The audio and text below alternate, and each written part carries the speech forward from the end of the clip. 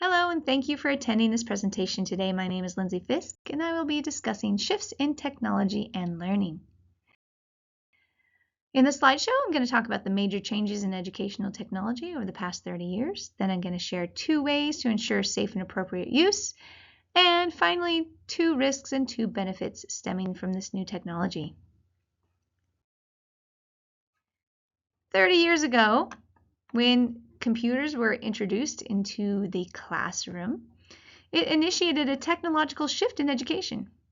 Internet was connected through dial-up modems using telephone lines, and this downloading speed was so slow. A file that takes seconds to download today would take 20 minutes to load in 1995. Websites were mostly text-based and very simple. But we had interactive whiteboards that were starting to be installed. That started. Then, let's see, in 2005 to 2015, the whiteboards became more sophisticated. The internet shifted from dial-up to broadband, which massively increased its speed. And schools started administering 1 device per student, which made technology use more personal. And then there were educational games that made learning fun, and apps and programs that started being available from the cloud-based services, and so they were easier to upload.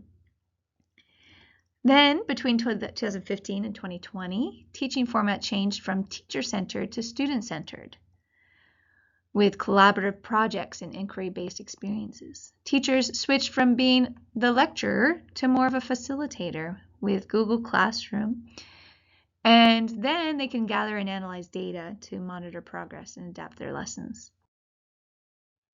Now, when the pandemic hit in 2020, e-learning and remote instruction replaced in-person education, at least temporarily. Teachers had to use technology to reach students at home through Zoom or Google Meet, and students were thrown into a new type of learning that required many hours on devices.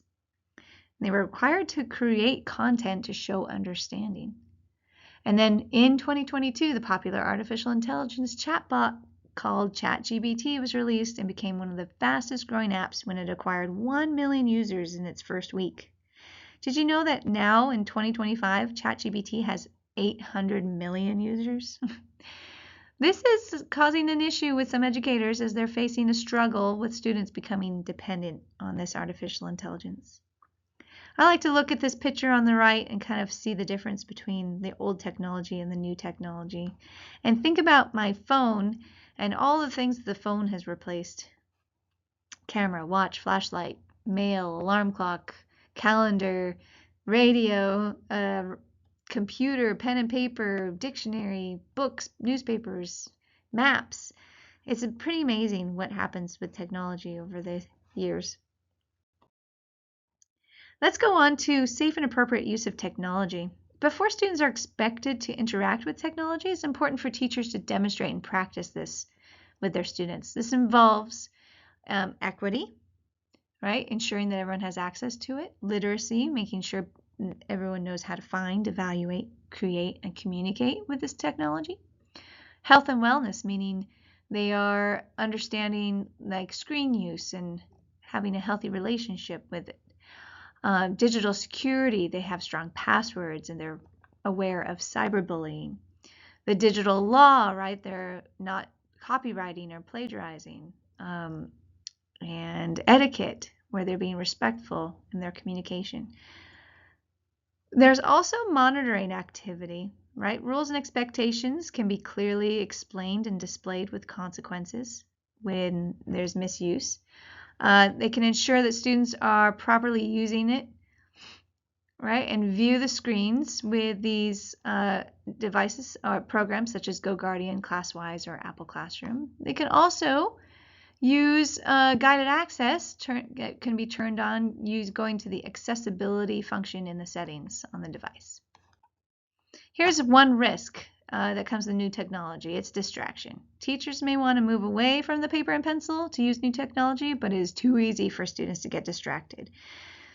And then there's cell phones, and their schools are having different cell phone policies to try to reduce or eliminate the use of phones during school hours. So digital citizenship lessons are very important for this. Screen use will help. The other issue is when students are supposed to be researching and gathering information on the internet, but they find inappropriate content. So there's ways to block this. The district usually can do that, and then just be monitoring the students as they're doing this. Let's go on to the next slide.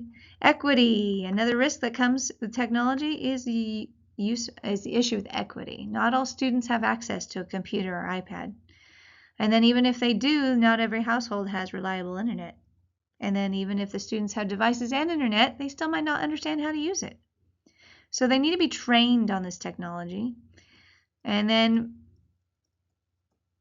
it needs to be, based on specific needs, right?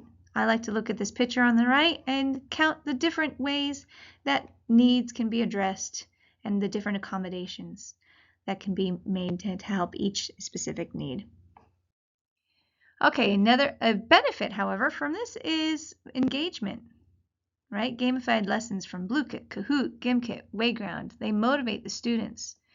It fosters friendly competition, personalized learning experiences, differentiates instruction, it provides instant feedback, and it guides students to improve learning outcomes and encourages critical thinking skills with this technology. So engagement's huge. The last one is data collection. So many programs provide a comprehensive report after an assessment that shows specific questions that were missed and specific students that might need extra help.